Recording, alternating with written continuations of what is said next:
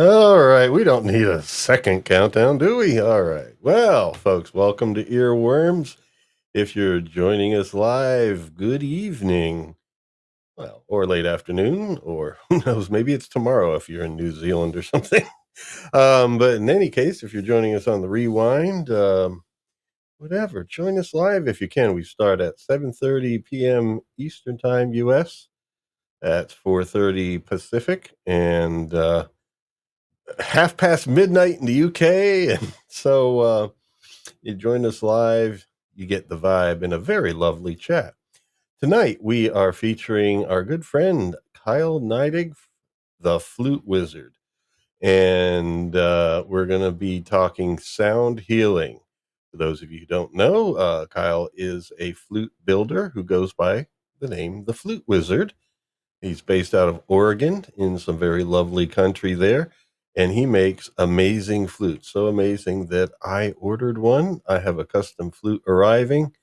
The post office initially said today, but it looks like it'll probably be Monday or Tuesday. So, but never fear, we have two Flute Wizard flautists on the show tonight. Kyle himself, and of course, our friend Mike Gorley, our panelist, is also a proud owner of a Flute Wizard flute. And we'll be talking a little bit about sound healing tonight. We're going to focus it a little bit if we can. I know that music is something that is a very healing art form, and also sound experiences. I have my series on sound experiments for relaxation, meditation, and sleep. And I'm hoping to pick the brain of the Flute Wizard to find out more of what I might be able to do. So, without me going on and on and on and on, let's introduce some panelists first. And well, let's mix it up a little bit.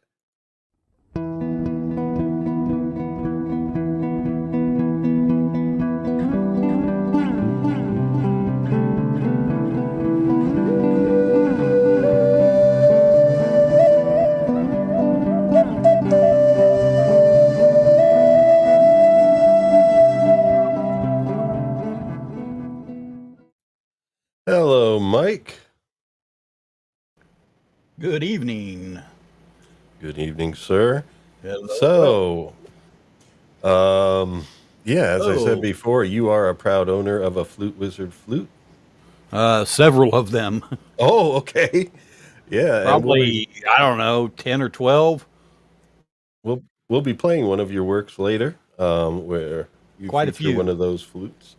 So that'll be awesome. Yeah, let's keep the show going Yeah. here. We don't want to lose the vibe, or else people tend to get bored, with the short attention spans today and all that sort of thing. So let's bring on the lady, Psyche Yeah. Electroacoustic Opera Company. Well, the lady who runs it, that is Liza Saito.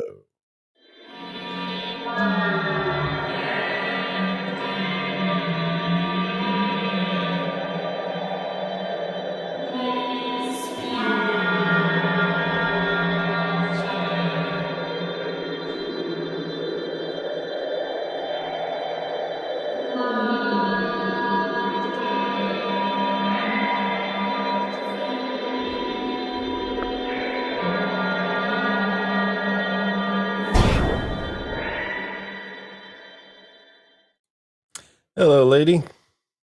Hello. Hot off your stream, the Builder stream that is on at 2 p.m. Eastern Time on Sundays. Yeah, had a really, Yes. really great guest today. Master builder of dulcimers, cigar box guitars, and small body guitars. The man is, I mean, he's super experienced, and his work is truly beautiful. Yeah. That would be Jeff Elliott. Jeff Or Elliott, yes. Mhm. So, friends, if you didn't catch him on the live earlier, go to my channel, watch it. Yeah, the link's in the description. But Linked in the yeah, description. Show him some love and sub to his channel. He's brand new to YouTube and he needs a little encouragement, to start posting tutorials. He has lots of ideas for tutorials and vlogs, but needs a little encouragement. So let's show him some love. But he doesn't need encouragement in his building. You will get a No. lot of knowledge from this gentleman, and Yes. he was great. He took us around and showed us his winemaking and his Yes. pantry, and they're like homesteaders there in Wichita. Yeah. That's Yeah. cool. That All is right, cool. all right. Well, we have our star on tonight, and I never made an intro video for him. Let's see what would be appropriate here. Nothing with flutes. How about this? Admiral, there be whales here. Why, Scotty? That works. That works for me. Why not? Yeah, I love all things Star Trek, so that's totally cool by me. Cool beans. Humpback whales. Now that are some healing sounds. Yeah, There you you bet. You bet. There's so many deep, bassy, soothing frequencies that you can tap into, and that's usually a very big. They're a big hit in the musical community. When people hear flutes and stuff, a lot of the times the average person gravitates towards like the bigger, bassier, more moody sounding flutes. Mm-hmm. And and the easiest things that you can equate them to are the sounds of like owls and whales. And so that deep hoot and that like Mm. soothing tone, it just it casts a really powerful spell on people. It's a very interesting thing. We have an Oh, owl in our area. yeah. It's a barred owl Cool. that does a woohoo. Oh, good for you. And I've heard that on some Native American recordings that I had in like the 90s. There's this one I love called Ancestors, Spirit of the Ancestors. And Nice. I hear a barred owl in that, and The lone wolf howls and everything. the the owl is a pretty cool like sort of spirit animal. The metaphor and the medicine that goes along with owl energy and stuff like that is very fascinating stuff.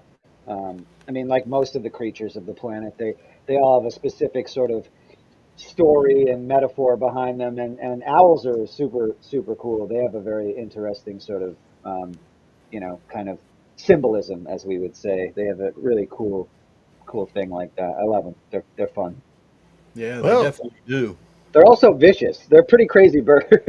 It's like they're kind of dark. Like they're a pretty vicious bird. Mm. Well, we went to Uh, last weekend when we were in Ohio. We went to Yellow Springs, and they have a raptor center. oh We were wow. walking around Yellow Springs, and I don't know. I just got Uh, this thing that I needed to go to the Raptor Center because, of course, my name is Mountain Hawk, and of course, they have hawks. So I'm thinking, okay, there's something there for me. Well, we get over there, and I'm walking around talking to the hawks, and and next thing I know, I look over. My wife is just having some kind of experience with a barred owl, mm, and Oh, I walk down there, and I'm like, and this owl kind of, I don't know, gave me the impression you need to get out of here. wow. Like I'm talking to her. yeah. And I'm like, well, Well, I mean, he probably talked to her because, look, my you know, wife, I the bar. said, I thought I was coming here for me. I said, Yeah. I think we came here for you. Well, the So it was, bard. and of course, I sent her some information on Owl and all that jazz too. So Yeah, Yeah. the yeah, it was call an of the interesting barred experience. owl sounds like "Who cooks for you? Who cooks for you?" And exactly. and Mike. he was Yes. probably asking Mike's wife who cooks for her, and she's probably like, "Not Mike." Well, it So, wasn't a Yeah. whole lot of talking. It was just That's funny. Uh, That's very more the fun. way he was flying and acting. I don't know. It was weird because I'm standing over there with the Hawks, and I'm getting nothing. Nothing is really coming of it. And I walk over there, and I'm like, oh, I was supposed to bring her here. Yeah. So I gave her the information. I said, you do with it what you will, but I think the owl is calling her. That's cool. what's well, she learn Swappers about the is barred owl? Do what? What's she learn about the barred owl? Well, I mean, I sent her some information. Like Kyle was saying, there's all kinds of stuff. Of course, one of the things people freak out,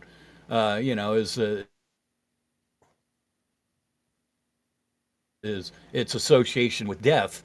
But it's not necessarily death in the physical form per se. It could be death of a relationship, death of a bad habit, Yeah, different things. So definitely yeah, involves change. for sure. That's a good way of looking at it. It's the same sort of symbolism as like the death card in the tarot. Like, in Yeah. Mm. in the tarot deck, the death card doesn't necessarily represent death. It's like the number nine in like numerology. It's like starting over, like full circle, rebirth. Certain things ending and new things beginning. It's like doors opening and doors closing. It's a mix of all sorts of stuff like that. So, it's always smart to, like, you don't want to put you don't need to put parentheses on those types of things. So it could be left very open ended if you want it to be. And I think they have a lot more meaning that Kyle, way. you got a little off axis from the mic there, and a little hard to hear.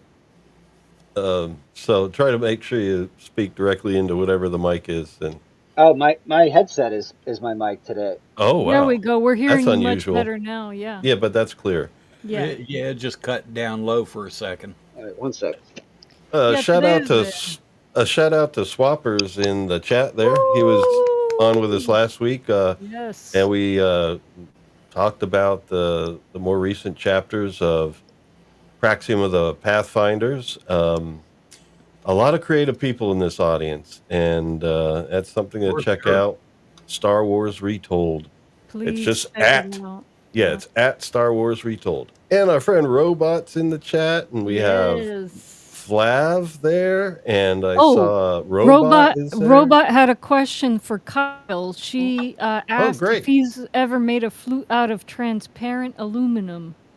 Oh, well, Transparent aluminum. Oh, Uh, I'm sorry, that, Kyle. That's a Star Trek joke. Oh, my bad. Okay, yeah, Star Trek 4, that's where that clip came from. Scotty gotcha. Scotty needed some, well, He he needed gave some away the secret of plexiglass. Yeah, transparent aluminum. yeah.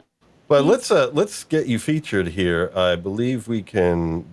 I set up a scene for that. There we go. So now Kyle is featured, awesome. and Yeah. we can talk. So Kyle, Yeah. we talked to you before, and we know that you've had an interesting musical journey, and then also a very interesting building journey. But one aspect of what you do is sound healing. And how did you get started in that? I mean, it just kind of happened very organically and naturally. I would probably say that it was a big, um, some of the ethnomusicological sort of uh, pursuits that I've investigated and studied over the years have just kind of been a natural segue into just doing that. And I mean, I'd say as soon as I started to explore a lot of different cultural instruments, like um, my first my first cultural instrument would have been the African djembe, so playing the hand Mm, drum from like 14 or 15 years old, self-teaching myself how to play hand drums properly. Um, and from there, um, with enough exposure to different types of cinema and entertainment, and hearing these haunting background scores that might have very obvious, ethnomusicological influences peppered into them. Once I figured out what an instrument was and what it was called, if it was something that was like haunting me or speaking to me, I would um, I would seek it out and I'd study it. So I'd say that as a performing musician, um, and moving onward as to like, okay, you could be for me, I've always been more of I'm an accompanist. Like I support the whole with what I'm doing. You know, if a band needs extra percussion, like that's different than a side drummer, or the kit drummer. You got the hand percussionist that does extra stuff that can fill in the gaps, that can fill in the negative space, can add those extra polyrhythms in there, can do a lot of that nice, the subtleties and the touches. And I think from the percussion and the movement to like flute, was very organic, and it was more about figuring out how to apply my percussion skills to a melodic and a harmony based theory sort of approach. And then the handpan eventually came into play, which is like the synthesis of all of that. But generally, I'd say in my late teens to early 20s is when I probably got bitten by the bug of like kind of just naturally pursuing it, even though I didn't really, maybe in the more new age circles, like if you remember from the early 90s and late 80s, like Enya and Oh Enigma yeah. and Deep Forest and like all, Oh yeah. yeah. So like that stuff, when I listened to that when it came out, when I was younger, of course, that had a very profound effect on me. Mm-hmm. And then I was like, okay, like if in the back of my mind, I was like, if I ever make music, it's going to be more like this sort of stuff. And Mm-hmm. that, but of course, with being a musician and then playing with lots of different people, everything from rock to punk to hardcore to reggae to, jazz, and then all the subgenres in between, whatever you can think of, and with a little bit of electronic dance and EDM and like house music and lots of influences on the radio and stuff. And so after this smorgasbord of inspiration with just listening, being an active listener from childhood onward, I'd say that somewhere in my late teens to my early 20s, when I was transitioning from high school to college and I was being a little bit more active with my musicianship, I was studying the djembe. I was trying to teach myself how to play piano, or at least like not traditionally with like all the hardcore, like real set fingering. I was playing it more organically and developing my own style, I would say, like not doing everything with the traditional hand placement, just doing it whatever. And then silver, like jazz flute, and ocarina in particular. I was playing the ocarina for a very long time, and then that allowed me to springboard into the jazz flute, and then eventually, I messed around with recorders when I was a little kid, but the ocarina I put more of a focus on. It was a lot easier and less complex than the recorder in the grand scheme of things, because at the recorder you got the pinky hole, and the Mm-hmm. pinky hole has two little baby holes in it. Yeah. Yeah. Yeah, and it's like, this at that period of time you don't have the dexterity, you don't have the muscle memory, your fingers are too small, all these things are wrong. So it's like, Mm-hmm. so it doesn't work then. And so when I got the ocarina and it's like only 5 6 holes, and it's like, oh, this is very compact, and I started studying it. So in the 20s, I got bitten by the bug, and then I'd have to say that I in my late 20s to early 30s is when I really started to actually like switch gears and just pursue it. It was it was more like it was it was like erupting and bubbling up inside of me, and then I just had to keep doing it, and it was like Yeah. everything, all my focus just started to naturally shift away from being like an accompanist, which I still do. Like I jam and I play with lots of gigging musicians, and like, Mm-hmm. we go to bars, we go to this, we go to that. I don't do it as often now, but it's like now I am at a point where I kind of pick and choose what I want to do. um, Awesome. it's actually really quite the luxury in the grand scheme of being a Yeah. musician. But I've worked really hard to get to that point. So Mm-hmm. now I just jam and I pick and choose the right gigs and I pick and choose the right things. And I have a really great sound healing concert that I put on, with my fellow colleague in the field, Miguel Medina. That's on my YouTube. That's like a nice hour and a half long set of us just improvising the whole Wow. time. And so Nice. Yeah. I've always been an improvisational based musician, Mm-hmm. first and foremost. And if somebody gives me something that they're like, I need you to play this phrase like exactly this way, like in a studio musician style setting, I can do that. But it's more like music is meant to be explorative and it's meant to be organic, and you get a lot more growth and a lot more um, downloads, and you learn a lot more lessons Yeah. if you do it that way, where you're forcing yourself to go out of your comfort zone, Yeah. and it allows you to think outside the box, and then to you can experiment, you can mess around, and then you have a moment of recollection where you like look back on what you did, and then you make mental notes of like what to do better next time, and it's always Yeah. this ever progressing growth Yeah, and pattern. I It's find great. that, when I am trying to, well, when my eyesight was good enough to actually read music, it was it was tension because it's all about accuracy, Yeah, and yeah, so it creates tension, and that's not necessarily great for healing. exactly. So I Well said. Well said. I want Liza, Robot, put some interesting questions in the Yeah, chat. she did. Yeah. Yeah. So could you go back to one of those so that we could ask Kyle, because she So, mentioned. she's asking Kyle Hmm. about solfeggio frequencies and semantic patterns, and if being 90% deaf would inhibit healing effects.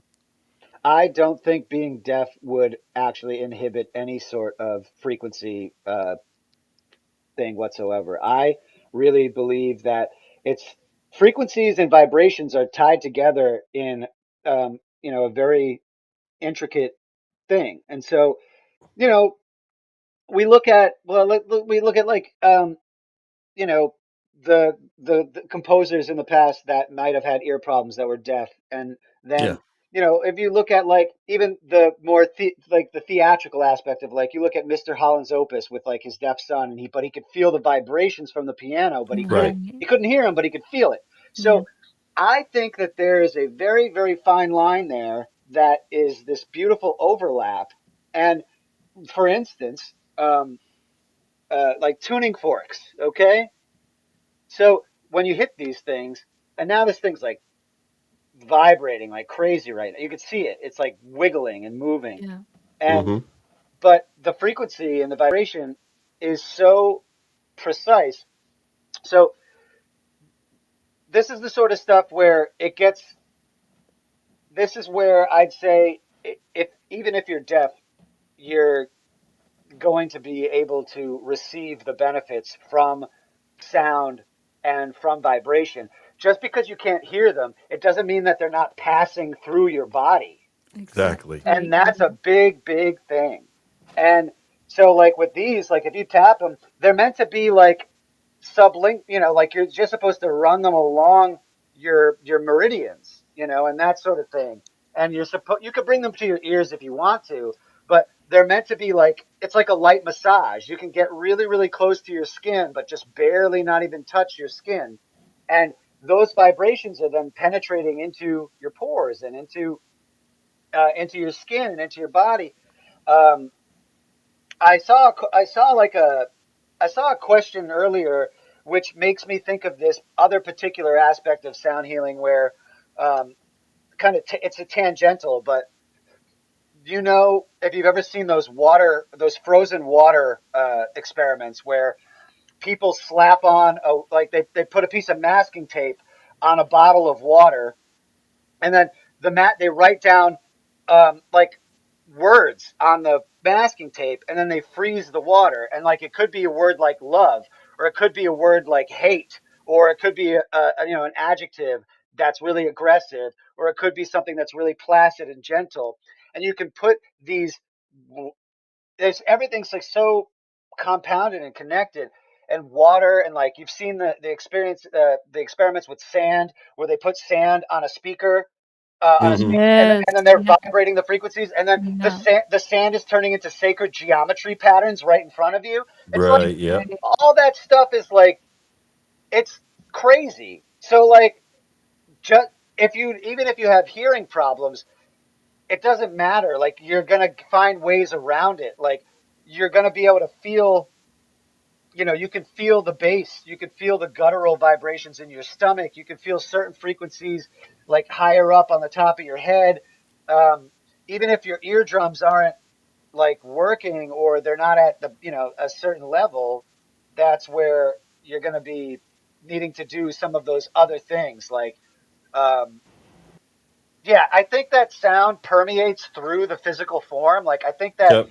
we're 90% water or whatever. Yeah. So, Yeah. so like if a vibration is coming at you, it's gonna pass through you regardless of if you can hear it or not. Yeah. That's my take. That's my take on it. Well, no, So you're Yeah. right. You're absolutely right. It's not just a take, Kyle. You are right about that because sound manifests in our reality as pressure variations, and those are passing. Like if you experience atmospheric pressure in so many ways, yeah, and that's basically how sound manifests.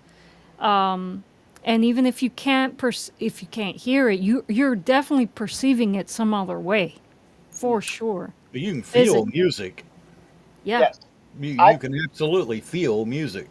I feel I feel that that's one of the like they should probably be conducting more studies. Like they should take they should take a bunch of hearing impaired people to go see like a classical concert with a full orchestra and see like give let them write down their observations like at the end of it all. Like it's like simple stuff like this. I don't know if it's being done, but like even something as simple as that where just because they can't hear the complexities that's going on with the melody and the harmony, they're definitely going to get some of that like the vibrational frequencies that are going to come in with like the lower instruments, like the drums and the timpani and like the really Mhm. low the contrabass and the cello and like all that stuff.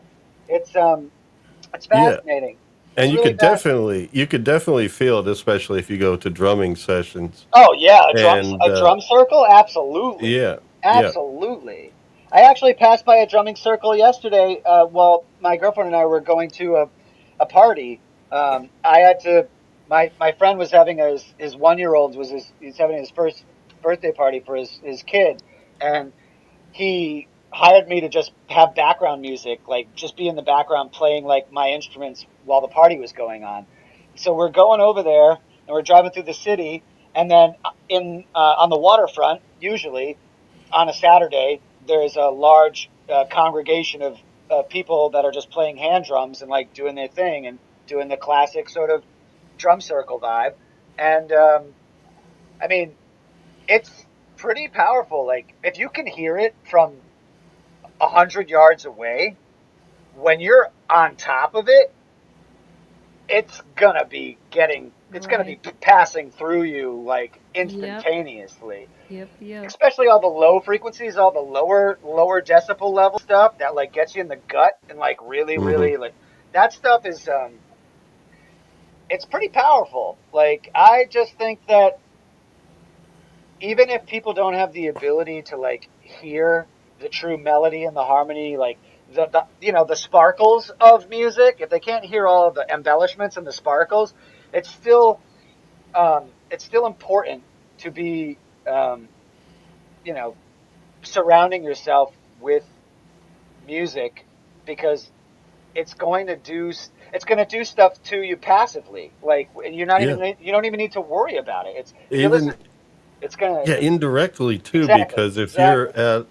if you're at something like especially drumming circles or something where people are involved in producing the music, you're gonna feel things from them because when people congregate and they focus on positive things, Yeah. you feel that energy from them too. And so, I'd be very curious to have a study like conducted about um, I mean everybody knows what the chills are when you get the goosebumps and the tingles and they just yeah, show Yeah. up all over your body, and yeah, music is a great catalyst for that. So it'd be oh really yeah, interesting to see what provokes the chills in maybe hearing impaired community and Right. see like where they actually can pinpoint what is this what is this sensation? How does it get evoked? And is it something that you can just turn on? If it could be anything, like it might not just be auditory stimuli. It could yeah. be Well, a it's a combination. movie or something, and it's not the sound of the movie that's doing it. It's the feelings conveyed or the information conveyed that then in your brain and your body you feel something as a result. And Yes, so it's that response that I think is very important in the middle. dude. But Craftwork is awesome. By the way, Craftwork yeah, is like OG, like awesome stuff. yeah, Like like the Autobahn and like Computer Love and like all that. Oh my God, all that stuff's like phenomenal. It's like that's the origination of electronic dance music. Like they are Hmm. they're the kings. Like Kraftwerk is ridiculous. Like Well, so precisely created. That music is like it's it's meticulous. Like it's crazy, and it's minimalist too. It's not super complicated, no. but it's very precise. And I love Kraftwerk's really good. Like So I saw that comment. I was like, yeah, how about I share the video that you provided me yeah, with? sure. Is there anything that you wanted to say beforehand? Oh, some context. Yeah, Yeah. if you want Um, any. so you know, I would consider the majority of the content that I create when I demo my instruments to be considered quote unquote sound healing. And mainly it's because of the components. It's like the ingredients to the recipe. And a lot of the times flute very ethereal, very whimsical, very angelic. Um, and if I'm applying it properly into the right sort of textures and soundscapes, um, I that's the hard part when I think about sounding. It's like it could be very subjective. Like we know, every instrument can be a very cathartic and healing tool, and I think every instrument has the ability to cast those spells and to achieve that goal and that response. Hmm. So with this particular video, um, I was playing my Chinese guzheng, and I tuned it to a Japanese tuning, which is kind of fun. So it's like taking a Chinese instrument and then reworking it so it sounds Japanese, and then playing one of my custom made flutes over the top of it. And there's a little bit of a loop in the background. That's me playing my electronic flute, which is my iwi. It's like a wind synthesizer. Oh yeah, I have And one. then, yeah, they're amazing. I love it. Mhm. It's probably one of the most important instruments that allowed me to like you could play the iwi is so cool because it gives you a piano's worth of notes even further on just one thing, like all the octaves, 8 octaves of range. Like that's it's groundbreaking. So it's a combination of all these different elements, and I made basically a very Japanese like Zen soundscape. And for me, a lot of the times when I think sound healing, I also try to apply it to a mood and a theme and a Mhm. feeling. And so this is a very well constructed theme and a well constructed feeling that's completely improvised. The whole video is improv. So Mhm. what's with this is like what I like about sound healing is that it's very destination, it's very portal, it's very astral projectiony. So if you're getting Mhm. into that more spiritual side of things, Awesome. if you're going to go in that route, it's really good to capture themes and it's really good to capture destinations and it's really good to Mhm. capture those elements. So this is my internal sort of interpretation of like how I would want to transport not only myself but anybody else to Japan.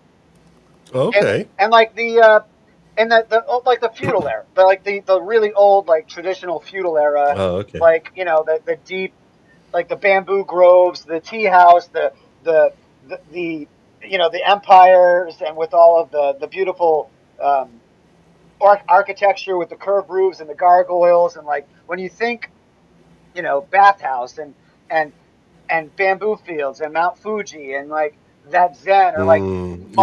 martial artists like sparring up against each other, like this is that so it's about destination. So it's like more of Okay. it's a transportation to a different space. If you close your eyes when you listen to it and you don't watch me play, it's going to take you there immediately.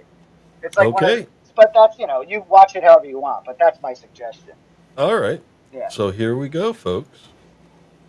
I'll play the video anyway, whether you have your eyes open or closed. So here we go. I need to click on that correctly. Hold on. There's probably a little bit of banter too. Greetings and blessings from the Flute Wizard. Here is a high D5, native style bamboo flute, built in a 5-hole Japanese insen tuning.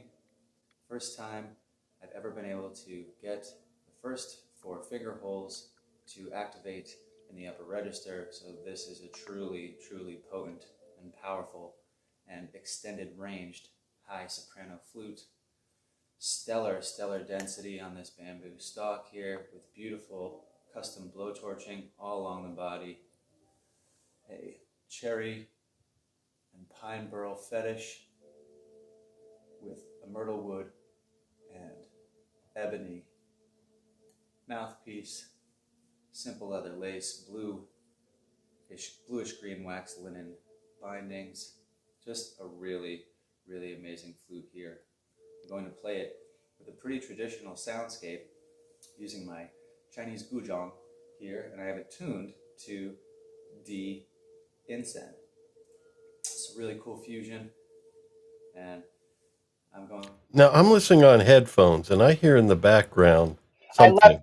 left a loop going on in the background while I Oh, was okay. recording the video. It's going to get brought up in the mix in Oh, a okay. second. Yeah. I was like, is that really there? What is No, that? I left a little haunting soundscape behind me in the audio, like that's Oh, like okay. playing from my speaker in the back of me. Yeah, it was All right. intentional.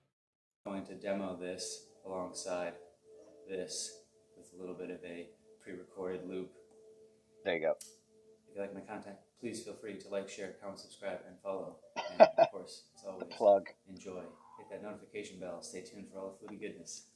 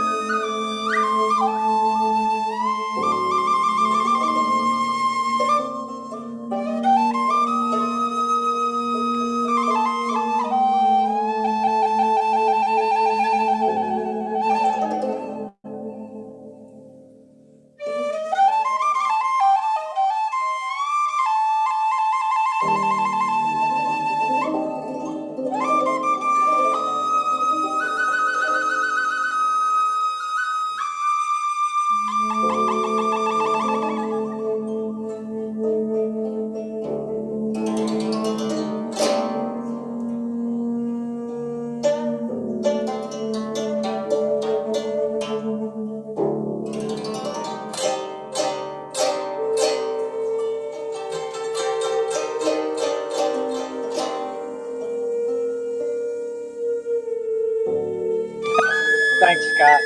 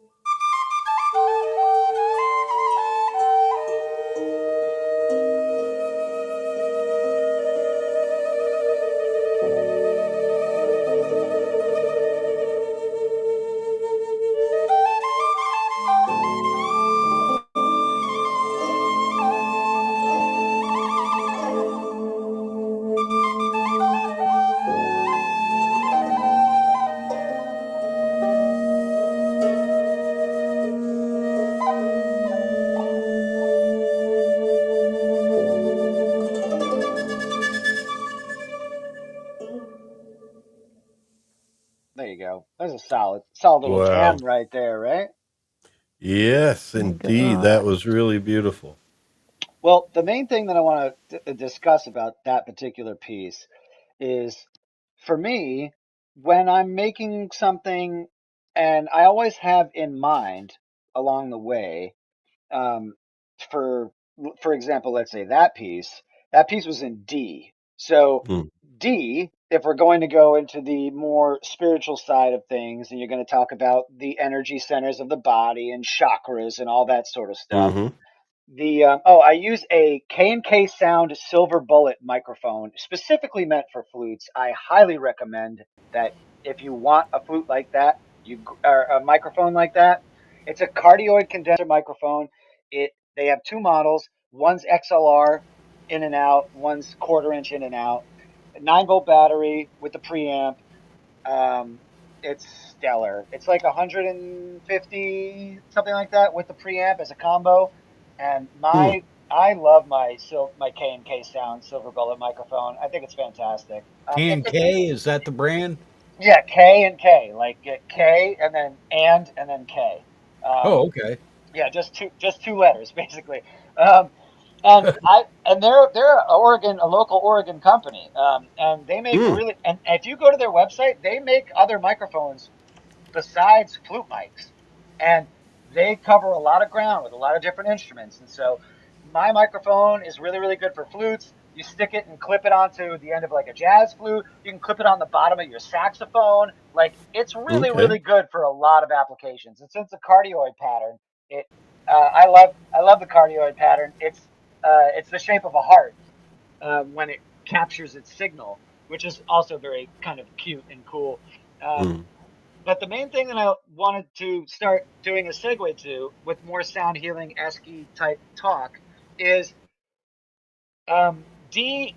Playing songs in D is very good for people in general, and Mm-hmm. I think that if you devote enough time to playing songs in D, it allows you access to two aspects of what life is, and it's the divine masculine and the divine feminine. Right. And since you're playing around with the sex organs in that general area that the chakra is in, it's very important. And it's really close to C with your Kundalini and your root chakra stuff, and it's really close to E, which is your willpower and your gut and your solar plexus. So Mm-hmm. D is a really important space to hang out in. Playing and studying in D is really good for so many like multifaceted like aspects of musicianship. I think that when people listen to well composed songs in D and well composed pieces in general that are structured around D major or D minor, somewhere in there, you're going to have a very, very kind of all encompassing effect. And that's one of the things that I wanted to maybe, I know you probably have, you have a lot of ground you want to cover with questions and things too. So that was something that I wanted to possibly bring up with in relation to Okay. sound healing is that Yeah. the energy centers of the body, if we're going to go in this like, more Eastern approach to Hmm. the way that stuff has been mapped out for hundreds and hundreds of years, like that's another really cool thing to think about where the reason that I love making flutes and that I love doing this sound healing stuff is that with flute building in particular and having a bunch of different instruments like a synthesizer or this or that or the other thing, you can basically you can you can bracket your pieces and key them in to be like only hanging out in this area. And Right. that is very, very helpful for theory, for learning, for like mapping out different vibes and different feelings that these particular notes evoke from within you. So I love D a lot. And I feel like it always casts a really powerful spell in general when I'm performing live, when I'm with other musicians and the piece just happens to be in D or anything like that. So with that particular song, I was so glad that I was able to feature a higher pitched flute that was in D. That it basically like I saw one of the comments in the chat that says like, oh, you felt like the heavens opened up. And that's some of the actual symbolism that is in Japanese gagaku style music. Like Right. the show and actually there was like I think one like in the little anime guys that you had on the front at the beginning Yeah. there was like one guy that had something that was like looked like the Kong, which is I think it's a Vietnamese like multi-chambered pipe, and they're really Yeah. cool. Well, those were actually what do you call it? AI creations. Oh, that's Right cool. now in the thumbnails, I like to put three, to represent Well, Mike, Liza, and they were myself. they were pulling inspiration from real instruments in that Yeah. particular thing. Yeah. So one of those is this really cool Vietnamese mouth harp called a Kong. It's Khang, I think. I might be wrong on that, but Okay. it's around there. And that one is it's a harmonica. You can blow in and you can suck in. And Okay. it has all these fun things. And then the Japanese equivalent of that is the SHO. And Mm-hmm. that is normally paired with the koto, the Japanese koto, which is the 21 stringed equivalent of my guzheng, but just built differently. Mm-hmm. It's a flatter body. Um, and then so the phrases in the insen tuning that I was playing in, the Japanese insen tuning is one mode. They have many different modes, and I make flutes in about 4 or 5 of the modes but they have a lot more. But I make flutes in about 4 or 5 of them, and that mode is traditionally played with either the shakuhachi, the ryuteki or the shinobu, and the hichiriki, as well as the sho, and then the koto and the shamisen, which is the Japanese banjo, and then Mm-hmm. a bunch of other percussive instruments like the little tiny drums that have like really high Oh, I love the shamisen. yeah, and so what I was doing, what's really cool about that native flute build is that I put the scale of the Japanese texture into that native flute, and then I'm capturing all of the groundwork for like what those traditional instruments would be playing, but I'm able to do it on the native flute instead. And especially with the upper register, like the fact that I got like 1.5 octaves plus worth of range on that flute was really, really important to try to like really take you on this expressive journey of like hanging out low and then going up really high and then cascading back Yeah. down.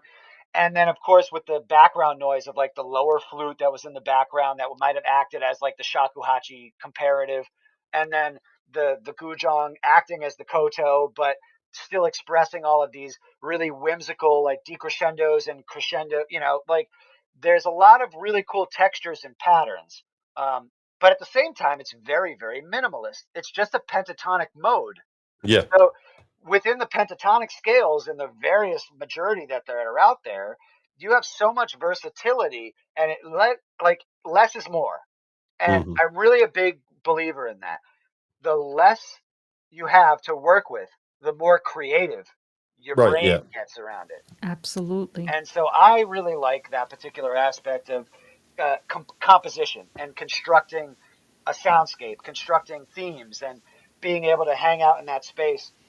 And so when you do it articulately and you do it properly, um, there is like you could really bathe yourself in that soundscape for a very, very long period of time. And by the end of it, you've gone through perhaps a very, very deep and introspective personal meditation that is absolutely like parallel with like sound healing is just another form of musical meditation as far as Right. my so I feel like there's so many things that people could be exploring. It really doesn't matter what your focus is with your instrument of choice. So any instrument will get you into that the zone, the flow state of okay, I've locked in, I'm warmed up, I'm going to just hang out in this space, and I'm going to compose, and I'm going to experiment. I'm going to improv. I'm going to freestyle.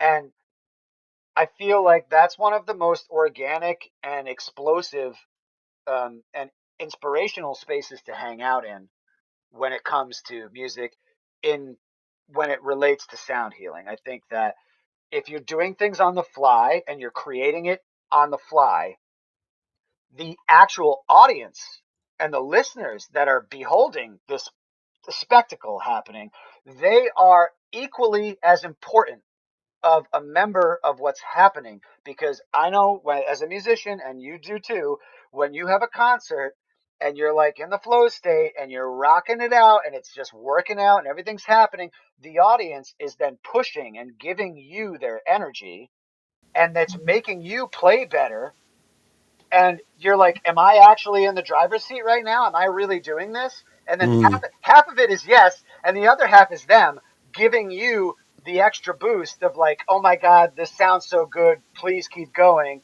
Like Yeah. it's a really, really delicate dance of like energy is both given and taken away. And so half of what you're giving is then coming back as a receiving note from the audience. And it can really kind of it can take your performance in a specific way, which is this it's a symbiotic relationship. The act of listening and the act of actually playing. You're a player, you're a listener, but the listener is also they're pushing back and giving like the gratitude or the um there's a lot of really kind of complex layers there to the act of live performance, and I find that that actually helps the aspect of like quote unquote sound healing in general.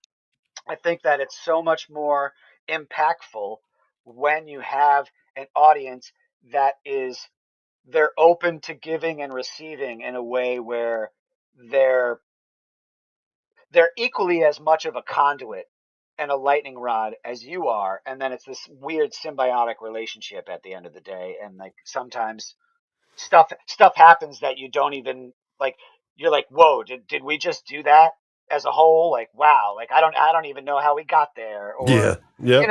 and Hmm. those are really beautiful feelings when they come up as a musician. You're like, oh, like you kind of went on autopilot, but at the same time you were being guided by the audience instead, and sometimes you don't even realize that you were being guided by the audience, and it's like your performance went in a specific direction because they willed it, and they willed it that way. Mm. It's like, and that's one of the hard parts of being a performing musician. Sometimes you need to play things like rigid and like to the T, and then the audience is like pushing their energy at you, but it's making the performance go off in a slightly different direction, even though it's welcome most of the time. But sometimes, you have a specific intention or you have a specific direction that you want the music to be heard as, Hmm.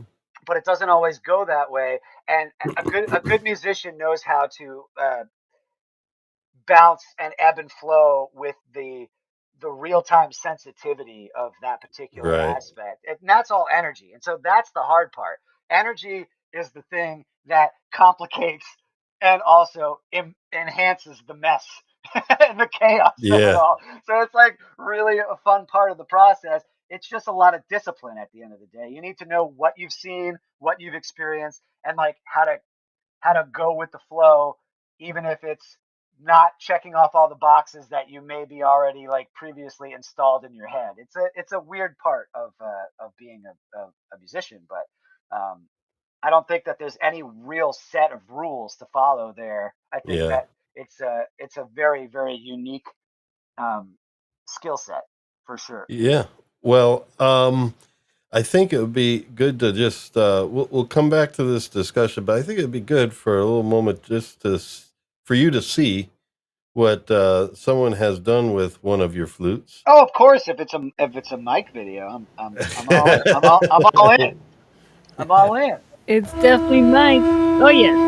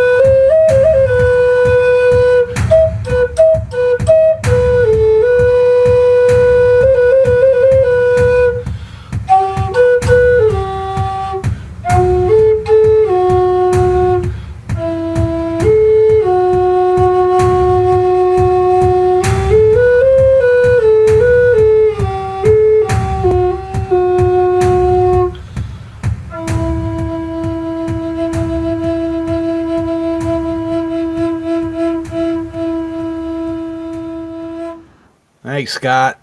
Oh yeah, I really like. Wow. I always love Mike's videos are fun. He takes time to have some really fun digital like video effects with. Sometimes it's like peaceful and serene, and then it's slightly psychedelic and like all these really cool like little digital effects. That one was great because he used like that deep orange, that yellowish orange, which is the same color for that. That was the E harmonic minor that I made you, and Yes. and that was a very explosive song with the percussion in the background. It was like this like call to arms. Like it had this sort of like you know this you got to rise to the occasion type energy to it, and that's what it made me feel like. And I Mm. believe it was the first recording I made with that flute. Cool. So yeah, I was still fairly new to it, and yeah, and like we were talking about earlier, I mean, pretty much everything I do is improvisation. So it's just what came out at that moment, Hmm. and then I added the other stuff later. But the flute, yeah, It's known as Night Under the Pines. Yeah, yes, that was fun. That flute was made out of pine. yeah. Well, hence, yeah, Night Under the Pines. Oh, very nice. But I like the extra care and symbolism that you applied to the title. That's very yeah, cool. yeah, yeah. Because like I said, I'm pretty sure that was the first thing I recorded with it, so it seemed appropriate. And Hmm. you know, Yeah, the percussion had this like this nice like thunderous sort of Yeah, like yeah. it was almost like a traditional march. Like it felt very much like you know get your ass in gear. Like time to like like time to level up or like something like that. Like yeah, yeah, going it on was the cool. night patrol. Yeah, making sure that everything's safe. Like Yeah. nothing, no shady things are afoot. It was very cool. Mike's made a handful of YouTube videos with featuring my flutes in them over the past year and a half, Oh, two yeah. years. Oh yeah, yeah. Yeah, and I love them. I always look forward to seeing one of my instruments featured, and it's such a honestly, that's one of the things that I am. It's always so touching. Like it's the sort of thing that it's the full circle energy of like, oh, my instrument is being utilized for the purpose that I intended it to have, Yeah. and it's but besides Mike, I've had a couple clientele and friends here and there that are like they might send me an email with like just a little audio clip of like what they're working on with my flute, and that sort of stuff is just like I couldn't be happier. Like Yeah. it's the biggest compliment and gesture of love that I can receive as an instrument maker to hear my instrument come back to me in a different way. And like everybody plays their instruments differently. So you playing the flute in your Mike way is like really touching because I don't it's like we don't play the same way, and like that's one of the things that you kind of forget about. It's like, oh, like you're going to have a different sort of approach and a different emphasis to the way that you like to structure your phrasing and the way that you like to climb up and down the instrument. And I think that that's a really it's just a really fun part of the process. Is like getting to see everybody's process actually is really Right. fun. Which is almost better. Well, it's like I've been taking lessons off Gabriel with the Dombra and Dutar and all that for a couple Mm-hmm. years.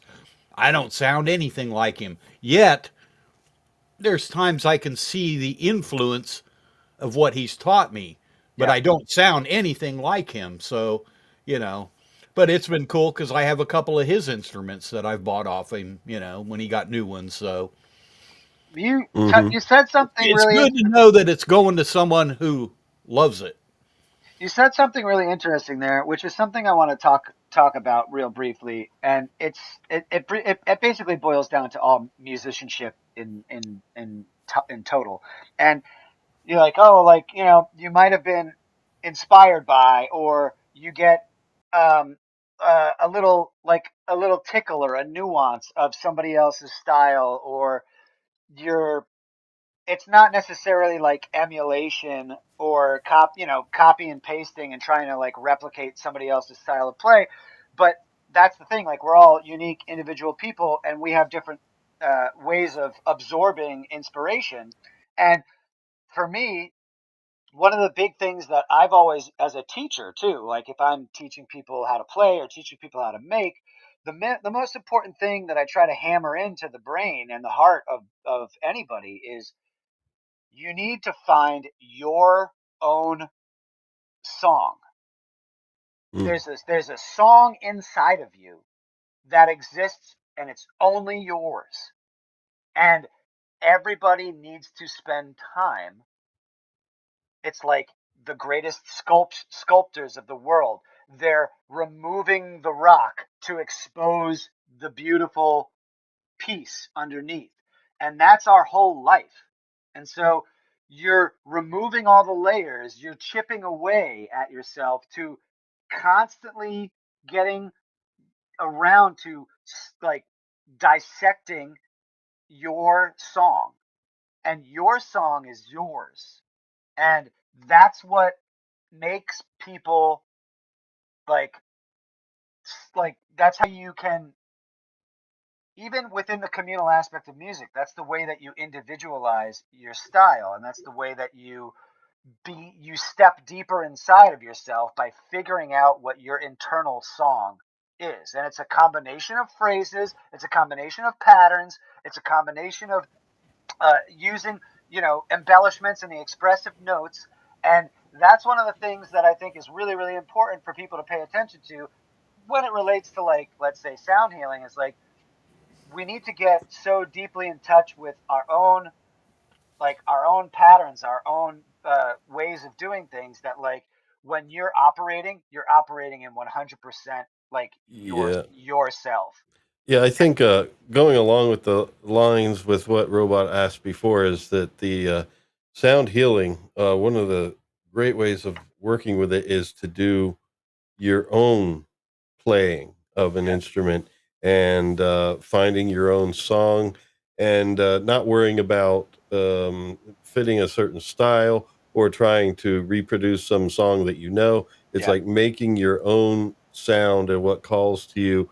And in so doing, especially with like flute, you're breathing and everything, and that really does also help your health. Is that yeah. constantly filling up your lungs the right way and blowing it out. But we have a question in the chat here from Albert from Musical Saw Now, who we've Sweet. had on before. Liza, are you there to? I'll pull up his question. Yes. Yeah, it's like the Okay. second most recent There we chat go. from Albert. Yeah, he's asking, is it possible to step into a flute like the one that Mike Gorley was playing, maybe unadorned for under $200? The like an E4 harmonic minor. I mean, yeah, if it needs to be the right bamboo pipe that matches the, for me, if I was going to make it out of bamboo, it's going to be the most cost effective. So my wooden flutes are usually about double the amount of my bamboo counterparts. Hmm. I have generally certain price brackets for certain styles of flutes, like soprano, certain price brackets, alto, certain price brackets, tenor to, bass, and so on. Um, but a like a nice sort of like an average E4 in a harmonic minor that's not made from like really, really crazy stock that has sound profile stuff that might kick it into the higher tier. Yes, absolutely. It's just a matter of like, a lot of the times if it's a custom piece, like, if you, for me, if somebody is on a budget, this, that, the other thing, I will usually do my best to accommodate to a certain extent. I'll always Hmm. educate them about like, hey, like this is what I usually charge, like this and that. But Hmm. if you really want the flute, and like it's also like this kind of, building a relationship, and also being like, for me, I can actually just like, I'm at a point now where I can choose to just do. I could say yes, I'm going to take on the project. Like, it karmically feels right. I can do it. It's not a big deal. Like, it's not about the money anymore for me. It's also like, Mm. I try to be really patient with that, with clientele, and I give them like the understanding of like, yeah, this is how I do things, but also like I'm able to like bend, I'm able to bend my rules when it feels right. And like, so I'm always open to a certain amount of bartering, I would say. It's just, yeah, it's possible to create an E4 harmonic minor like out of, decent quality bamboo for 200. Like, yeah, Yeah. like I would say I would still like, that sort of instrument would probably be in between 275 to 350, like, generally, Yeah. and then if it was made out of wood, it would be like closer to 350, 425, somewhere in there. Hmm. Like, but regardless of my prices being able to ebb and flow, like, Well, yeah, Scott asked the question like I guess he's guessing that the reason why the bamboo flutes are less expensive is because they're hollow, and I assume that that's because you don't have to cut out that, well, I'm you gonna know. say this is one of the more like this is one of the things that I like to like tell people about when I have the time is that just because the bamboo flute is kind of halfway done, it's like all you have to do is punch out the nodes, carve a fipple and a fetish, put a mouthpiece on. Just because it's like halfway made doesn't make it any less more complicated than Uh-huh. making a flute out of wood. Oh, okay. In some extents, I actually think that making wooden flutes is a lot easier because you're using so many more machines. Mm. You're using a router with a machine precision bit that carves you a perfect chamber every time. There's a lot of cookie cutter scenarios with making wooden flutes that it takes the it takes the complexity out of it because a lot of these machines and these tools are like they're meant to simplify the process, Mm-hmm. and that's okay. You can still spend a lot of time on a wooden flute, and you know, a lot of it is more. It's just basically wooden flutes are a couple extra steps, so Oh, okay. it lengthens the process. It makes it so that I can make that same flute out of bamboo in a day and a half, but I'm going to take 4 days to make the wooden component. So there's this difference of labor, more shaping. When you're working with wooden flutes, you're a sculptor. You're sculpting the material. When you're working with bamboo, you already have the material sculpted. You just need to then focus on making that pipe resonate at its most ideal scenario. And Well, so that's one of the things that I like to discuss is that I think bamboo flutes are actually harder to make concert quality instruments out of, but I have more material. I have way more of an excess of possible bamboo pieces than I do have domestic and exotic hardwoods in my workshop. So it's like, well, that's one of yeah, the things. It's like, what do you want it made out of? And then it's like it's going to be over here in this area if you want it this way, and it's going to be over here in this area if you want it this way. There's a lot of variables to the equation, I would say. yeah. Well, Albert did follow up in the chat that yeah, he's interested in a flute like that because it sounds angelic, and he thinks it will work well with his musical saw. Albert is a musical saw player, and Uh, also he prepares saws to be used as instruments, and that clip that you posted at the end of where he was it was it that you had him featured at the end of the video where he did well, that clip that I play at the end, the national anthem, that yes, is yes, that's that. Olivier Doucet, which is like one of the world's preeminent Oh, musical saw that players. wasn't. That's not Albert, I but thought it was Albert the whole time. all right, there you go, Albert. There you go. But but but I was like, no, holy shit! Like that's like Albert very was articulate saw playing. I was like, no, it's a yeah, fucking fretless instrument as far as fretless goes. Like that's hard shit. yeah, but It's hard no, to do. Albert is good at it, and he does a I'm lot of sure. I'm making and sure. stuff. But he's been on the show before. But yeah, so I would say he can find you No, and Albert, talk to you about that. just shoot me an email, bro, and we'll Yeah, talk. Like yeah. I'll make it affordable for you. Like if you want a flute, I'll make you a flute. It's all good. Like no problem. All right. Well, folks. Especially if you're a first time customer or whatever. Yeah. Well, he joins like during Liza's stream and stuff like that, so he's part of the community. He's I know. one of us. Absolutely. Yes, exactly. That's So, where it's like Mike, you get a little bit of an in, you know? Okay, that's cool. So, Mike, you've been quiet tonight. Is there anything you want to ask Kyle? Oh, holy cow. I He's like, kind of did oh, through the chat. We have this delay thing for me that goes on, and every time I start to talk, yeah, I'm so anyway. That's why I don't talk very much because it's Uh, hard for me to. Somehow I'm on a delay and I don't get in time. we But gotta anyway, fix that. Yeah, I've noticed that. It's like sometimes you talk and then like yeah, it goes blank for a second and It's then you the come back in. yeah, it's the past few weeks that's been happening. We're yeah, gonna yeah, have to yeah. test that out. And I think we'll also do a test with OBS to see if it's smoother with OBS, because it might be an EV Mux thing, could be a browser thing, It could be could be internet 'cause I don't think I connection. had any I don't know. problems when I was on Liza's Yeah, maybe. thing, so I don't know. But anyway, uh, no, man, I've been totally fascinated. Love hearing it. All right. And So what you had to Rock say on. about the music from the basically from the heart, Yeah, absolutely. exactly. Playing from the heart is the most important and thing that most people should be doing is playing from the heart. Yeah, absolutely. I'm Well, I excited. I'm excited to hear what you, when you feel inspired and you come up with creating your next little video. If it features the contrabass ocarina that you just got from me. Oh yeah, yeah, yeah, oh, yeah. wow. So Mike just got a contrabass ocarina. Oh, Oh I Oh gotta yeah. man. hear that, Mike. Now you got a great model. It's got good volume. It's got good pitch bending capabilities. Let me. It's a solid piece.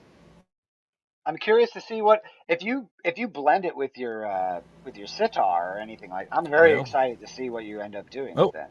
Hold on. Oh, there he is. He's coming Let's in. let's make Oh, Mike a Mike! little bit bigger. there it Yay! is. Ah. Look at that big boy. Let me see if I can make him bigger here. That flute is it's such a big flute. Whoops. Not me, Mike. I'm Not trying. me. I'm working on it. Now that I made you big, I can't unbig you. Oh Oh my no! goodness. I don't want to remove. Oh, there There we we go. go. Get him in the There we go. frame. Ooh, let's hear that, Mike. Yeah. It's big. Yeah, you still. All right.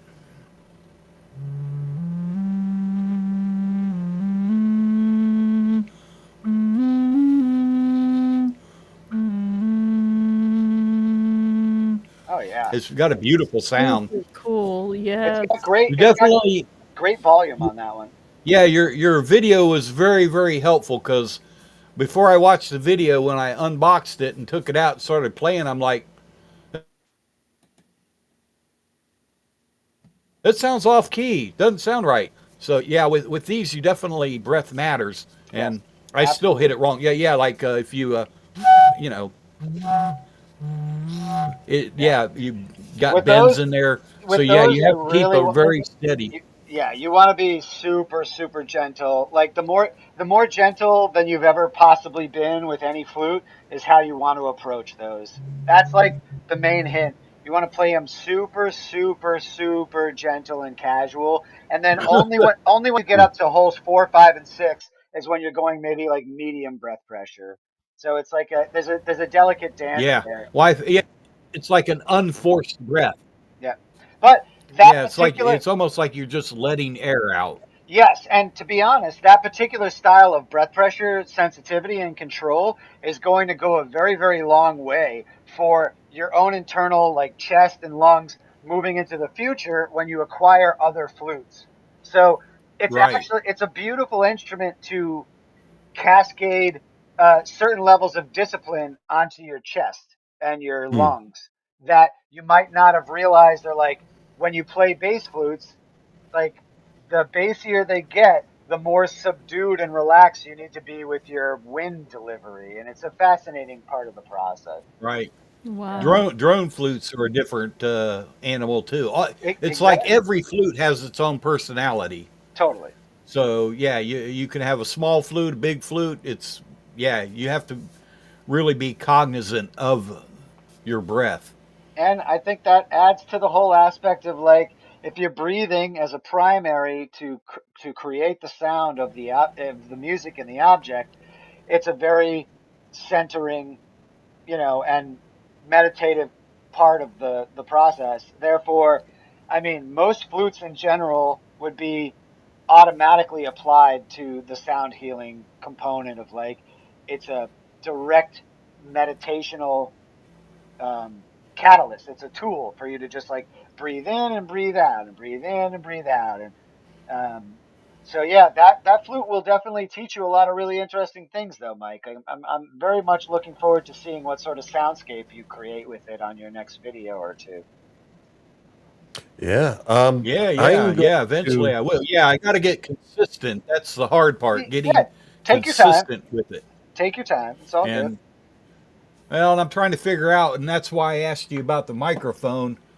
I don't know what I'm doing differently, or I've had this Lewitt microphone, condenser microphone for a while, and it's great for most things.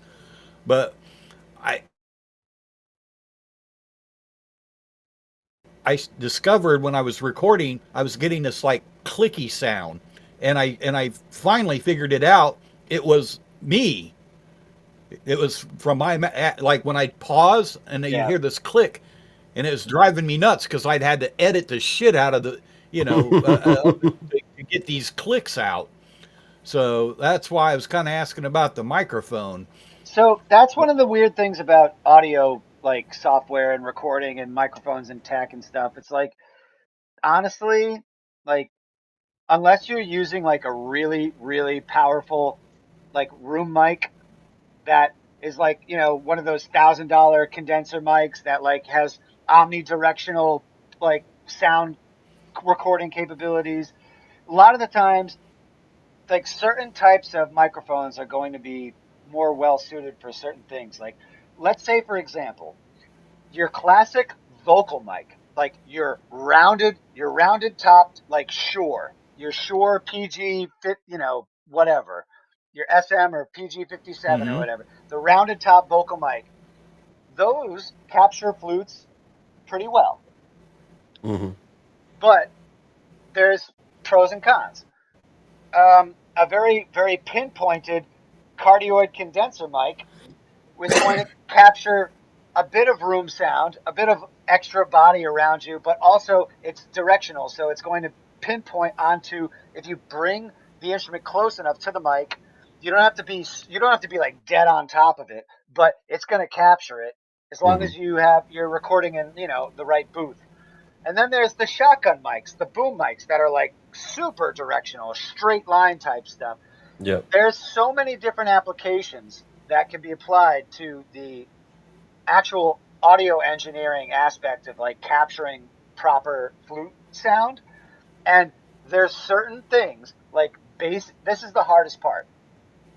Bassier flutes, bass flutes, bass flutes in general, bass to contrabass, there's so much wind cascading over the fipple and the blowing edge that you don't want to like have the mic capturing all of that wispiness of like the wind. You just want Mm. the raw audio of the flute. So there's this delicate balance of like, oh, if I got a really big bass flute, I might need to like use the omnidirectional style mic and be relatively far away from it so that it just captures like sexy room sound instead of capturing all that wind blowing Yeah. across the blowing edge. So those are things that I would say experiment with if you get a chance to have other microphones in your recording session, because certain mics are going to be a detriment to the flute and other mics are going to make the flute sound better. And so that's the hardest part with bass flutes and contrabass flutes being mic'd in general. It's the same way with like hand percussion. It's really hard to mic a djembe, you know? Mm. And so there's like these low decibel level frequencies that are the hardest to capture articulately in the soundscape. And there are specific ways of going about trying to um, nail down the best possible result. And that's the sort of advice that I would give in with that is like Okay, it's a thanks. it's a matter of trying different microphones. Try different angles too. Exactly, different distances, different angles, etc. All right. Yeah. You might need to have the gain turned up, but you're really far away from it. Things like that might work. It's like it's really, really tricky when you get into those really low decibel. Like that's a C, that's a C sharp 3. That's like really Right. low. Wow. Like that's Oh yeah, really it's low. the basiest one I got. Like nobody makes big flutes like that. Like that's a really, really low flute. Like you're only going to hit that note on like a baritone saxophone or like a bassoon. Right. So like it's really difficult, and your mouth is so close to the apparatus that you need to be very mindful of how much wind is cutting across that splitting edge, that blowing edge. And so the closer you get your mic to the microphone, the more the mic is going to pick up your wind smacking that edge, and that's going to muddy the sound up. So there is a very, very interesting thing. Like if you have the chance to like record with the mic in some soundproof room with a crazy expensive microphone, you might get a better result. It's like that's where like, certain flutes need to be captured in a certain way. And that's the only thing that I'm Hmm. saying. It's like sometimes you can't get around it. You need to like go the hardcore route. And it's like, okay, I'm not saying that you can't get a good recording. I'm saying that when you get really, really like meticulous and deep into it, you're gonna want to be like, oh, I'm gonna have to use like, the expensive boy to like do this type of recording, but I can get a better result if I use the average microphone for this type. And I've noticed that over the years, especially with my own private recordings, doing an album or whatever. There's a weird, there's some gaps in the tech, and so you Hmm. sometimes you need to like have a buddy, like let's say, I'm sure Lawrence has lots of some really nice fancy microphones here and there for his own personal endeavors. It's like sometimes it's like, oh, like if you could go to your buddy's house who has a recording studio, it's like use their shit, like, or Hmm. if you don't have the thing, go to the place that has the thing. Like it might be worth it, but that's just me ranting about like the weird, like Yeah. the odds and ends behind it all. Right, right. Well, I wanted to ask you one healing question before, and I think Yeah, now sure. might be a chance to do it. Um, like you were mentioning before, the chakras and the frequencies to which the chakras tend to respond to. If you go to different websites, you get different numbers, and Exactly. I was wondering what was your findings with that? I'm sorry, but the extra crazy, the like, and I mean this in the best way. I know that there's a lot of scientific data. There's a decent amount of scientific data out there of like this particular, hertz frequency is in tune with, the frequencies of the earth and this and that. Listen, I'm as like new age and hippie and spiritual and woo woo as the average person is to a certain extent, but I'm also not, like when it comes to like general musicianship. It's like for me, it's 432 and 440. I can honestly feel the difference between the two. I know that a lot of people want like 528 and like 444 and like there's a bunch of so many frequencies. Okay, Hmm. and of course, it goes even further. Like there's frequencies to the planets of our solar system, Jupiter, Right. Venus, and you know, if you listen to Gustav Holst's The Planet Suite, I don't know if you've ever heard that one before. Oh I hope yeah. you guys have. Yes. So Yeah. that's a beautiful piece of music. That whole album of like him just like writing pieces that his interpretation of what the planets would sound like or what their theme is. That's great, but like I don't go super absurd into um the crazy, like the Hertz realm with sound healing. I think that it's a lot more easy and basic than people realize. And yes, there might be some fun scientific data here and there that showcases some interesting things on, either side. But for me, I think it's a very, very simple equation. I think that if you want, and this is my own personal opinion, feel free to disagree. If you want to mess around with sound healing, it's better to look at things in the array of notes in the chakras: C, D, E, F, G, A, and B. You hang out Hmm. in the 7 notes. And then, of course, there's the sharps and the flats. You got your C sharp, you got your E flat, you've got your F sharp, G sharp, you got your B flat, you got all the sharps and flats, which kind of act as these middle spaces between the chakras, which is absolutely fine because then you can like kind of, in my opinion, you can tackle two at once. So if you're like G sharp, you're like you're what's it called? Your third eyeing and your throat chakraing at the same time. That's my opinion. So Okay. that's how I think of it. And mine is a little bit more minimalist and bare bones. Like I just know I rely on the root notes, the tonics of the energy centers to carry the weight. They carry the majority of the load. And what I try to focus on is I look this is my interpretation and my suggestion for wrapping your head around sound healing in a nice, very basic fashion. If you're doing the C note, the root chakra, you study the two or three metaphors that pair with that chakra. What does that chakra do when you meditate on that chakra? That's number one. You basically wrap your head around that. Once you have those metaphors instilled, you memorize them, you understand what that chakra does versus the next one and the next one. Then when you're playing in that note, all you do is constantly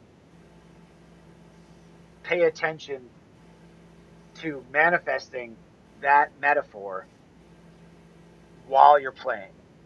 It's Hmm. so super easy. It's it takes all of the hard homework out of all of it.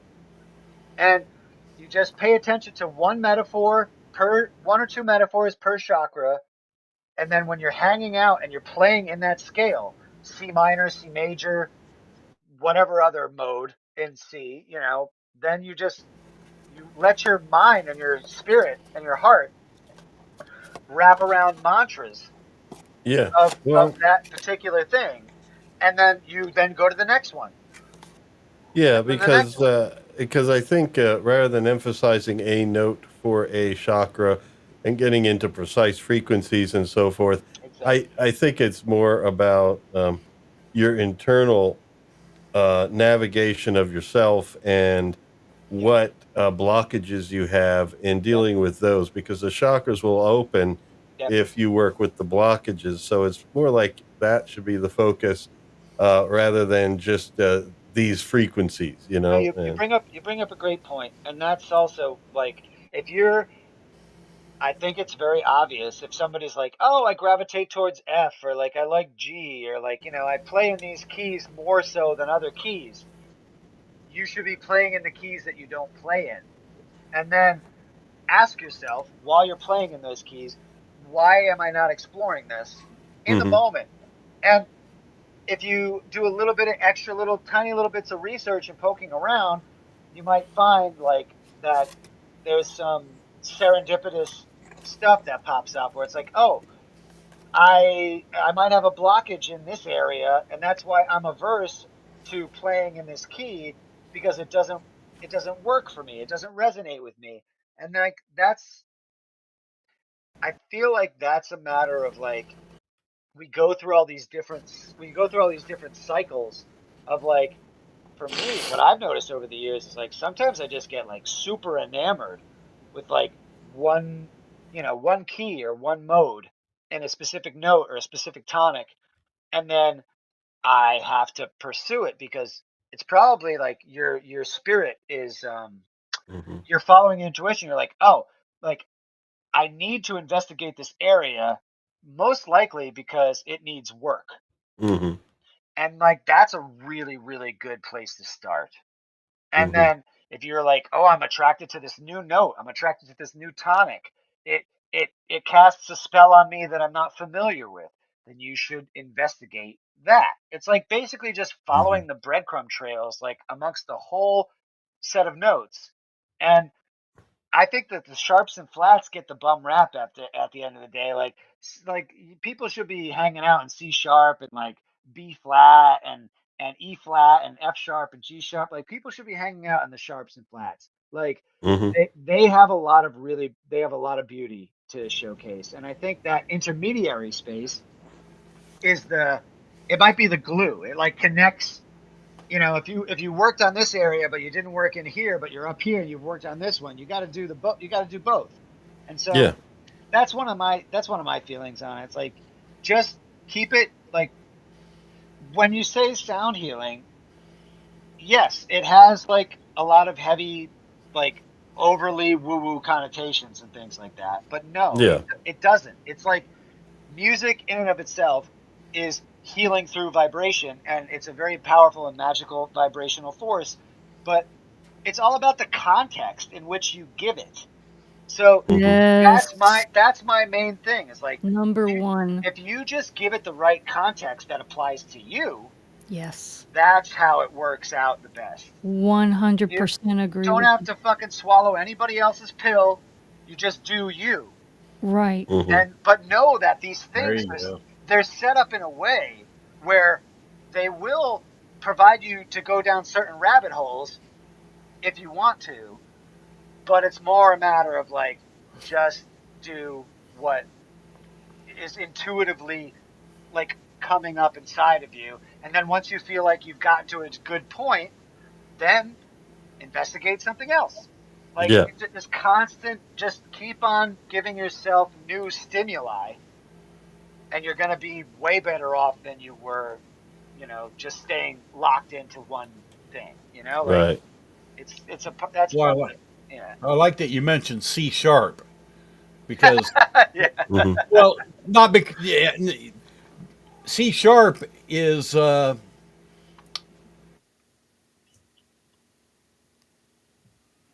tuning of the sitar, which some people will call Ravi Shankar tuning. But I'm sure Indian music in and of itself is, especially classical Indian music, is very spiritual. And it's And I've it's never really heard super anything about hurt super complicated stuff. super. Super Yeah. Oh, complicated. yeah, yeah, yeah, yeah. Lifetime Really, to yeah. really understand it. All the But ragas, that shit's fucking like really complex. yeah, Like, really. but the thing is, I don't think I've ever heard any mention of hertz or anything in that. Yeah, It's exactly. just, but C sharp, yeah. So you said explore sharps. Well, there you go. The sitar is C sharp, which you mentioned with the new acquisition, flute. Yeah, once I get that going, it would be interesting to combine that with the sitar. And And that's where I go too.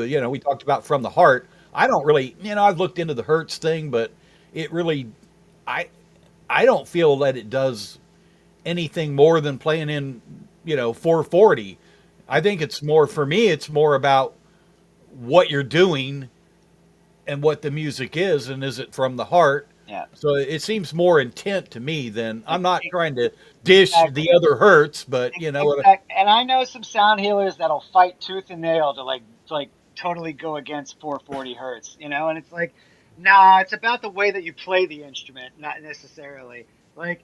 And then, yeah, vibration is a thing, like different levels of frequency. Let's take, for example, classical instruments, and when Western and European classical music, it was originally in 432. It also had a period of time being in 415. Like, there's like a lot of weird stuff that went on that was like an industry standard, and then it moved to a different thing. And yes, if you hear a symphony and an orchestra and a suite and a piece in like 432 versus 415 versus 440, you're going to notice some differences if your ear is trained really well. Hmm. But it's also like, this particular aspect of pitching your instruments in different auditory modes has been a thing forever.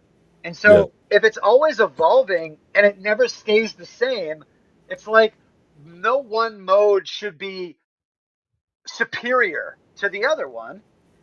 But right. like, we're right now in a period of 440, and that's just the way things are. There are still classical school, you can still go to see a classical symphony, like a big ensemble, that they're traditionally pitching things in 415 or 432, or they're doing these things on purpose. Well, And yeah, but and but that's because it was recorded that way then. It's like there's a lot of there, there's a lot of give and take there, and like I am from the, I'm like I'm half old school and I'm half new school. Like I think that everything has a place, but I also don't think that people should like put all their eggs in one basket. Like Right. Right. that's my opinion. I Yeah. think the only time it really makes a difference is in vocal music because say you want to, you know, you want to perform early baroque stuff and you're listening to it in, you know, in A440 tuning, it may sound shrill or Yeah, forced because the technology at the time couldn't handle the higher tunings. yeah, Yeah. The And string so, tension. I mean, yeah, there's certain things that if, for the human voice, it's a very limited instrument, very expressive instrument, but very limited. And so I think we pushed tuning to the point where you know, voices are being forced to conform to these higher tunings that don't make humans sound good.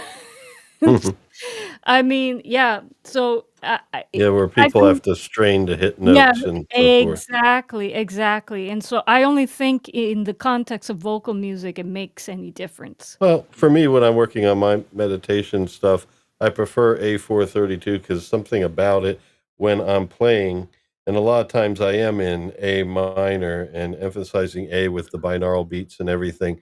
The Just somehow I feel sensations that are important to me that I guess I don't normally hear when I'm not in that tuning.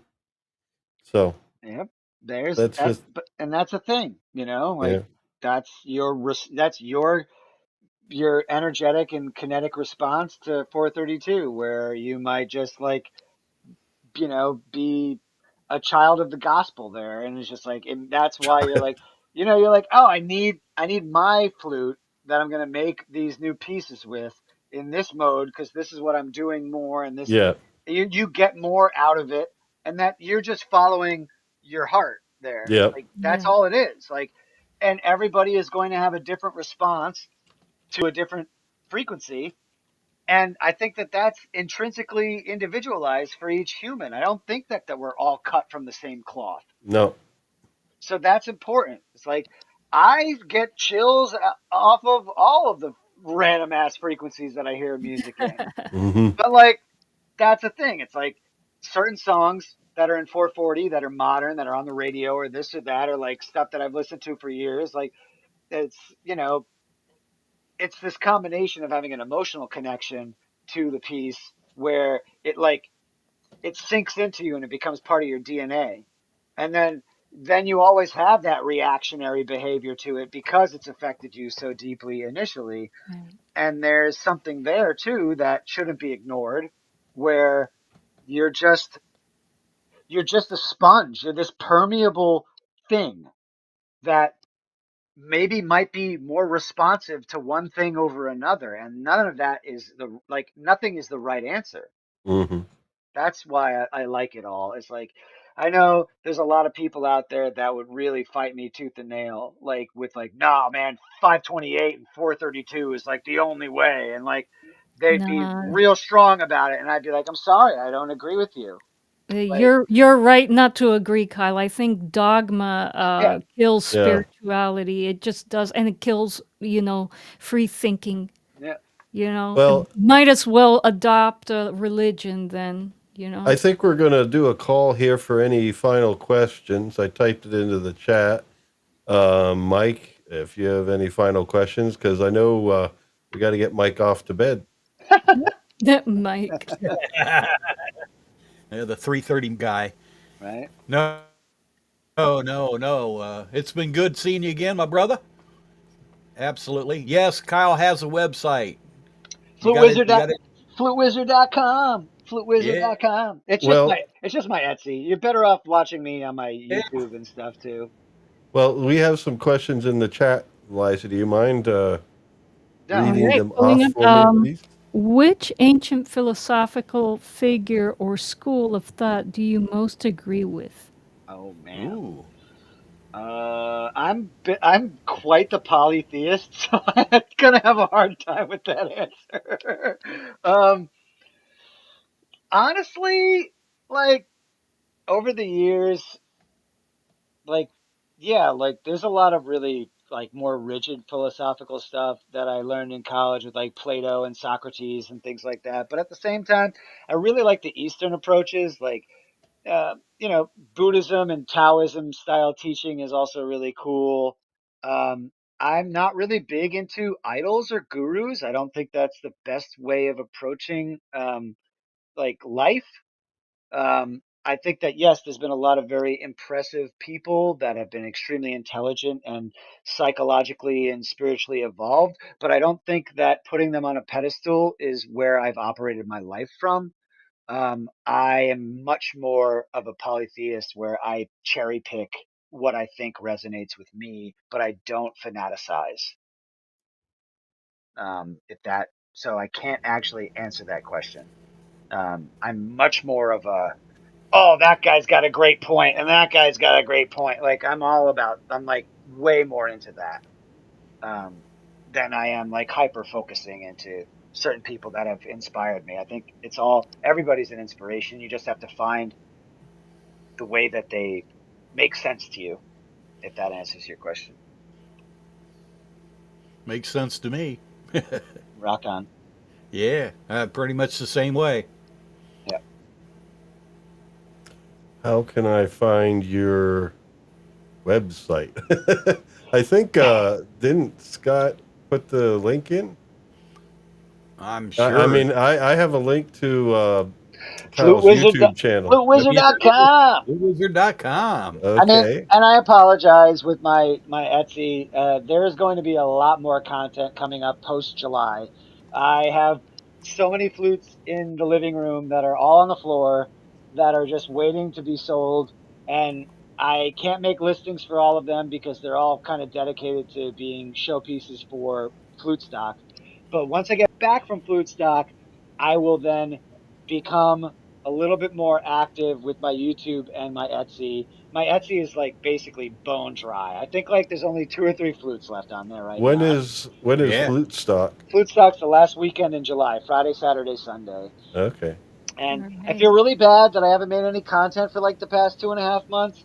But at the same time, I've had other priorities and I needed to like really push super hard to make a lot of units so that whatever doesn't sell at the festival, I can then devote time to making more online content come August.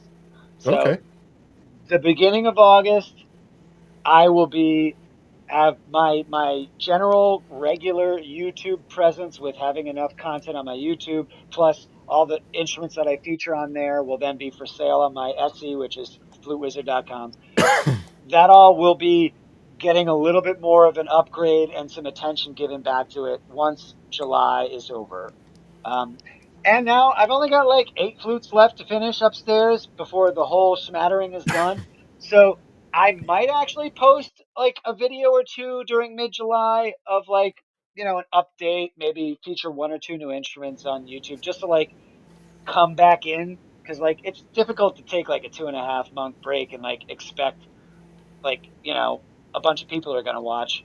So I'm not really concerned. It's more like I needed to do this for myself, and I'll just get back into the swing of things once August rolls around. But hopefully there'll be like one or two new instruments that I am happy to showcase that will be for sale, you know, this month in July and whatnot. Oh, thank you. Thank you. I really appreciate that. And yeah, it's a, yeah. So that's my Etsy and my YouTube are the things that people should pay attention to. I'm not really that like linked into my Instagram that much anymore, unless like I do a concert. I'm like trying to plug it so that people come to it or whatever. But you know, I the less social media, the better for me these Yeah. days. It's like you know, doing a little podcast here or there, showing up on YouTube. Like this is fun. Like this is more like Yeah. communal interaction. Like I like this. Like Yeah. and sometimes it's a bit of a slag to like take a bunch of pictures, take a bunch of videos, post a bunch of content on my YouTube. Like it's I've been away from it for so long now, for like 2.5 months is a long time. So when I have to get back into it, it's going to be interesting. But the gig that I played yesterday, like the birthday party, like I was just jamming by myself, like, for 2.5, 3 hours, like creating loops on the fly and like playing on Hmm. my instruments. So it like kind of got me into the flow of being like, oh yeah, I'm going to have to do this again real soon. So Yeah. it got me like, it got the gears churning of like, oh yeah, I actually need to do this other thing very Yep. soon and get back into the habit of doing it. So Yeah. there's good stuff in store. Plenty of cool instruments to showcase and feature, and I hope you all tune in and watch. We'll be All there. right. Yeah, Yeah. absolutely. I just thought you were Okay. taking a break. So I guess that's basically it. Folks, I'm Yeah. not Thanks sure everybody exactly. for watching.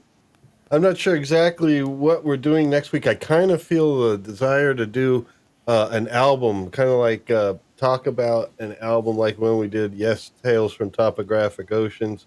Just select an album that has a concept or story to it and maybe talk about that. Do you have any recommendations, Mike, I thought you or were the wanting to chat? do. Thought you were wanting to do Lamb Lies Down. I know, but I'm almost saving that for. He's It's saving. like, because once we do it, we can't do it Is it again. not the Really. right time? I don't know. Saving. Life is too short to be saving stuff. I agree. Uh, okay. Well, You may what do we have regret it. here? The one or this one? Scott just typed this one. I don't know what that means. I don't either. This one. Live long and prosper. Live long and prosper. Saints. Let's see. Live long and prosper. Yeah, that is that an album? No. Okay. What is that? Hold on. There's one there. There's one there that Robot suggested. What is that? Radio. Craftwork. They were Oh, mentioned Kraftwerk. earlier. Yeah. There you go. How about we do that? Because we haven't done Kraftwerk yet at all. There you go. Yeah. But we'll focus on that I think album you were because I briefly think mentioned we what need we to come did back to them. Tangerine Dream. Yeah. But other than that, yeah, there you go. Okay. All right. So we will check that Kraftwerk out. it But is. we'll do one album so that we can do other Kraftwerk in the future. Vulcan harp. All right. We need to bring some of these Star Trek musical instruments into like real fruition. Yes, We yes, gotta make real life components of them happen, Yeah. yes. That'd be cool. That would be cool. All right, Mike, folks. Mike shall build the Vulcan harp. Yep. I would, Get on My- it. Get on it, brother. Poor oh Mike. my God. All right, folks. Well, thank you all for joining us. Thanks for having me. Scott. Oh yeah, thank you, Kyle. In our chat, Scott, Thanks, chat. Robot, and Albert. Albert, Scott. Yeah, Yeah. Flav and Swap Shop were there. I think they had to go to bed. Okay, Adam Gray was here for a while. Oh, really? Yeah, Awesome. Oh man. yeah. Oh yes, he was. Yes, he was. Yeah. Oh well. So sorry. Well, okay. I guess that's it. So we'll see you all next time for some craft work. Y'all come back now, yeah. You shall. Yes. And tonight we're signing off with Albert playing his musical saw. Yeah, right?